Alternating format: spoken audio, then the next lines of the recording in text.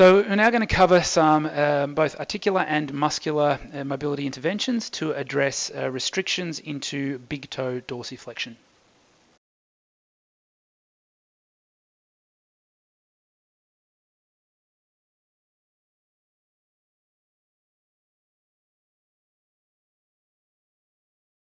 Most commonly used form of self-release to improve big toe dorsiflexion is the use of a ball. This can either be golf ball, tennis ball, lacrosse ball, whatever density of ball you find effective for this mobilisation. So with the ball placed under the medial aspect of the arch, take some of the body weight through that foot and move the foot up and down over the ball. And then this can also be combined with an active dorsiflexion movement of the toes as the ball rolls towards the heel.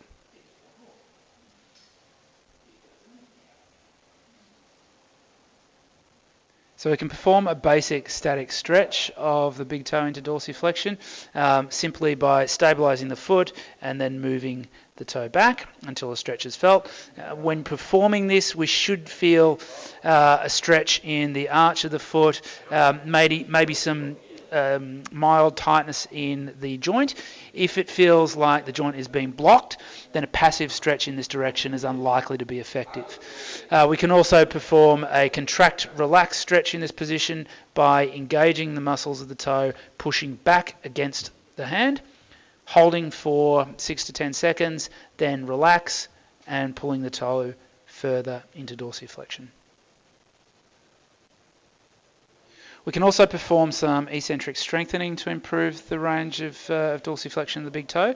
We can do this in a couple of different ways. The first way, I guess, is a less intense version of the strengthening exercise where we're using a TheraBand, wrapping the TheraBand around the big toe, with the toe starting in plantar flexion, bring the tension on the band, and then from there, gradually allow the toe to move into dorsiflexion. Take the tension off, bring the toe into plantar flexion, and then again, with as much control as possible, move the toe into dorsiflexion. We can also perform a calf raise with the toe in a certain degree of dorsiflexion to increase the loading through the toe on that side. So to do that, we usually use a towel and fold one end of the towel so that we can place the toes on the higher aspect of the towel and the balls of the feet on the lower aspect. Right, so the line of the towel lies just distal to the metatarsophalangeal joint, and then from that position we can perform a calf raise, either performing the whole movement concentrically and eccentrically with one leg, or performing the concentric portion of the movement with two and the eccentric portion of the movement with one.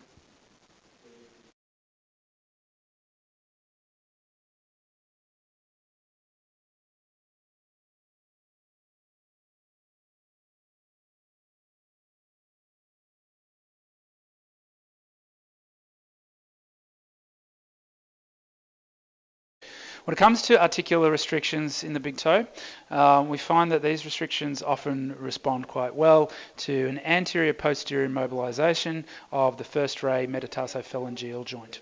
So to perform this mobilization, we want to place the index fingers on the plantar surface of the distal phalanx, the thumb over the dorsal surface of the proximal aspect of the proximal phalanx, and the middle fingers under the plantar surface of the distal aspect of the first metatarsal.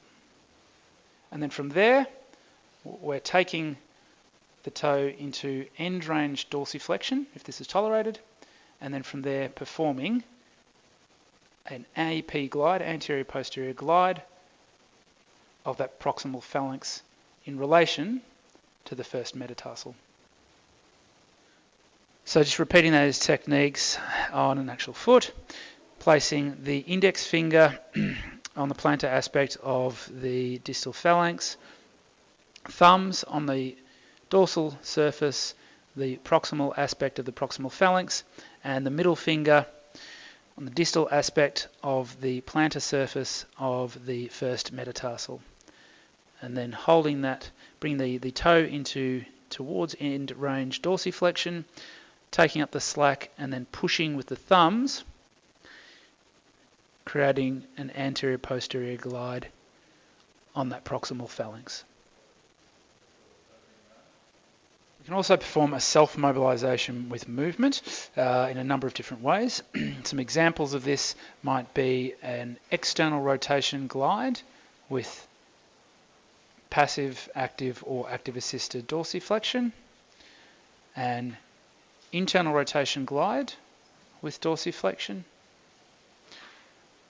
a traction force with dorsiflexion, or very occasionally, this is usually not effective, but we can also provide a compression force and also combine with dorsiflexion. Demonstrating our mobilization with movement techniques. The first one performing an external rotation glide coupled with dorsiflexion, internal rotation glide, dorsiflexion, traction, so essentially pulling the toe away, dorsiflexing, or providing compression and dorsiflexing.